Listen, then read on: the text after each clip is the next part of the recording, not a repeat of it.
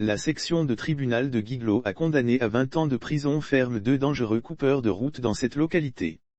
La sentence est tombée pour le sieur Yeboudo Noël et son compagnon d'aventure Bassiono Émile, tous deux redoutables coupeurs de route opérant sur l'axe Bloléquin-Guiglo, dans l'ouest de la Côte d'Ivoire. Ces deux criminels ont été condamnés par la section de tribunal de Guiglo le mardi 7 juin 2022. Selon la gendarmerie nationale qui livre l'information sur sa page Facebook, ils ont écopé de 20 ans d'emprisonnement ferme et 3 ans d'interdiction de paraître sur le territoire ivoirien. Le film de leur interpellation. Notre source rappelle que les deux individus avaient tenté de mener une attaque au PK10 de l'axe Bloléquin-Guiglo. Mais ils sont tombés sur des éléments la gendarmerie. Après des échanges de tirs, l'attaque a été déjouée par les hommes du général de brigade Apollo Touré Alexandre, le commandant supérieur de la gendarmerie. 2 armes de guerre de type Kalachnikov ont été trouvées à leur portée. Une enquête avait été ouverte afin de mettre le grappin sur les bandits.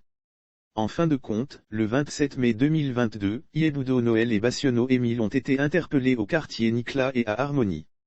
Les gendarmes ont trouvé en leur possession 2 armes de guerre de type Kalachnikov, 0,2 chargeurs, 10 munitions de calibre 7,62 mm et une moto. Lire aussi axe d'Imbokro Tumodi, viol combat entre gendarmes et coupeurs de route lourdement armés, 2 morts. Notons que le phénomène de coupeurs de route prend de l'ampleur en Côte d'Ivoire, surtout à l'intérieur du pays. Pour rappel, 2 coupeurs de route très actifs sur l'axe Bounana-Kidouo-Sipladouo ont également été condamnés en mars dernier à 20 ans de prison par le tribunal de Bouna. Selon nos sources, ces 2 malfaiteurs étaient reconnus par des voyageurs empruntant régulièrement l'axe Bounana-Kidouo-Sipladouo, dans le nord-est de la Côte d'Ivoire. Selon les témoins, le sieur Diallo Yobi et Boli Oumar, 27 ans et commerçant au parc à bétail de Bouna, et Diallo Yobi étaient, dans leurs différentes opérations, sans état d'âme lors des braquages, n'hésitant pas souvent à abattre leurs victimes.